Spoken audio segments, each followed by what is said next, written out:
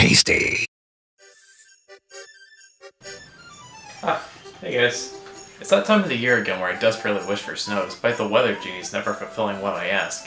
So to fix this, I've decided I'm going to create my own snow.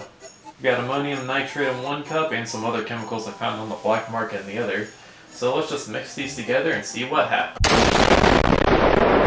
The winter season has arrived, and what a time it is. Out of all 4 seasons, I gotta admit that winter is easily my favorite. Laying by the fire, wrapping yourself in a warm blanket, and of course playing outside in the snow help to make it super unique compared to other seasons. Snow specifically is such a magical sight unless you live in a colder climate where it's pretty much an inevitability every year. But while snow in real life can be pretty cool, snow-themed levels in video games are also pretty nice too. While level themes such as water levels or desert levels are sometimes looked down upon, I find that people are more accepting of snow levels in games. So to celebrate the winter season, let's look at some prominent snow levels in video games. Now what makes a good snow level? Honestly not much, just have snow or ice somewhere in the level and you're pretty good to go. With low standards like that, even I can become a snow level someday. My requirements for levels showing up here are pretty bare, so as long as there's snow and I'm happy, anything is valid. Anyway, let's get this party on the road, or however the saying goes. Starting things off, we have Cool Cool Mountain and Snowman's Land from Super Mario 64. It was always kind of strange to me how similar these levels were, but I guess the devs had to reuse assets somewhere, so whatever. Anyway, like most of the levels in this game, these two provide a wide open area for exploration and objective completion, just with everything covered in snow. Some of these objectives, however, are some of my most favorite in the entire game.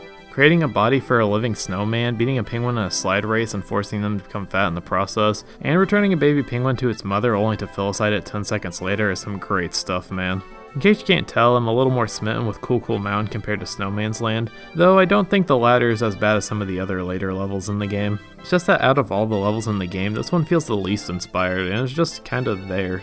Well, from there, we have Freeze Slime Galaxy from Super Mario Galaxy, and man, this has gotta be one of my favorite snow levels ever. While there isn't anything that stands out too hard here, I just love the atmosphere, the bluer color palettes, and the introduction of the ice flower. You could argue that this shouldn't be a snow level since it's more so an ice level, and because half of the galaxy is lava themed, but I rebuttal that by saying there's snow on the ground and that's pretty much all you need to be a snow level in my book. Can't really refute the second argument though. Sonic the Hedgehog's had a good amount of snow levels in his bumpy career.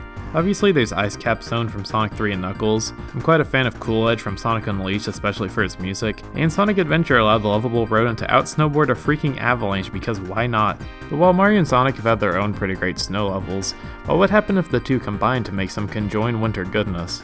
Well, the Mario and Sonic at the Winter Olympic Games would happen, and instead of winter goodness, we got winter passability at best. I kid, honestly the Winter Olympic Mario and Sonic games are probably my favorites, especially with the first one on the Wii.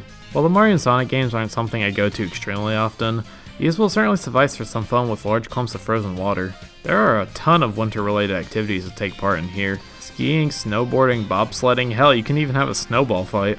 The minigames in the 2010 Olympics are incredibly fun to play and work well enough to celebrate the season, which makes the 2014 Olympic Games all the more disappointing. Mario and Sonic at the Sochi 2014 Winter Olympic Games, besides taking 5 years off my life every time I say its title, kind of only scratches the surface on what makes snow and snow levels fun in games. Like it's there, it's prevalent, but a lot of the charm of its existence is sort of absent, especially compared to the first Winter Olympics. This digital snow doesn't make me feel anything, what a bunch of bullshit! It's probably due to a lot of these minigames being rehashed and being arguably worse than their Wii counterparts, but overall these winter themed games don't do much for me. The UI at least kind of evokes winter vibes, but yeah, fuck Sochi. I'm more of a Vancouver guy. Moving on, there's no better way to celebrate the winter season than with murdering aliens, and thankfully the original Halo's got us covered. The 5th mission, titled Assault in the Control Room, has Master Chief traverse across a snowy section of the Halo ring in order to reach his control room. Thus why the mission's named Assault in the Control Room. I think this is the mission that really sets in Halo's massively impressive scale. Being the longest level in the game, the mission does a fantastic job of building a beautiful environment while still being engaging and interesting throughout. It's also the mission famous for letting you drive a Scorpion because nothing screams the cold like a fucking tank. The level does start to feel a little long towards the end, but overall it's a very excellent level. A level that's also fairly similar in tone and design is Phendrana Drifts from Metroid Prime. This one's a super beloved level, especially for its music, and yeah, it looks pretty good. I've sadly yet to play Metroid Prime, but from what I can tell, this level carries over the rest of the game's design of having large environments full of findable secrets with a foreboding and isolated tone, just with a snow theme. That's not a bad thing considering it's Metroid Prime, one of the most critically acclaimed games on the GameCube and potentially of all time. Just from the outside, it's hard to tell why a level is so well designed or beloved when you really don't have a good grasp on why. Now what are some other popular snow levels from games I haven't played? Well, obviously there's Freezeezy P from Banjo-Kazooie. This one definitely plays more into the Christmas aspect than a lot of other snow levels do, but similarly to Cool Mountain, a lot of the joy in this level comes with what kind of objectives you have to complete here. Climbing snowmen, sled racing, and turning into a walrus among a ton of other missions help to give this area a unique charm compared to the other already charming areas in this game. Also, god what a good theme it has. You could consider the entirety of Shadowmosa's island from Metal Gear Solid to be a bit of a snow level. This is such an iconic location, so much so that it was pretty blatantly reused in Metal Gear Solid 4, but nobody cared because nostalgia is funny like that. Cold Hard Crash and Crash Bandicoot 2 is the definition of frustration, all because of one box being placed just outside of camera view. Uncharted 2 opens on Nathan Drake climbing a train hanging off a cliffside while he bleeds out in the snow. Fun. And Cliffhanger in Modern Warfare 2 is an exhilarating trip through a snowy battlefield, all before you have to have a wacky time in an airport in the next mission. There's the games that have their entire identity revolving around the cold, like 1080 Snowboarding, Lost Planet, the SSX series, and of course Wii Ski. You also got the randomly thrown in snow-themed minigames like Final Fantasy VII Snowboarding section, which takes place after one of the saddest scenes in all of video games, and by god this better be in the remake. But obviously, all of these pale in comparison to the greatest winter representation in gaming of all time, Ice Climber. What a gem, having colors like black, brown, and green, and having you getting killed by polar bears and sunglasses and whatever the hell this is. Winter-themed levels in video games are always a treat to see, but after taking a look at a lot of these and comparing them to other level themes, they aren't super exceptional. They're no doubt a great change of pace and an absolute treat, but outside of the inclusion of snow and sometimes obnoxious ice physics, there really isn't a ton that's all too distinguishing about them.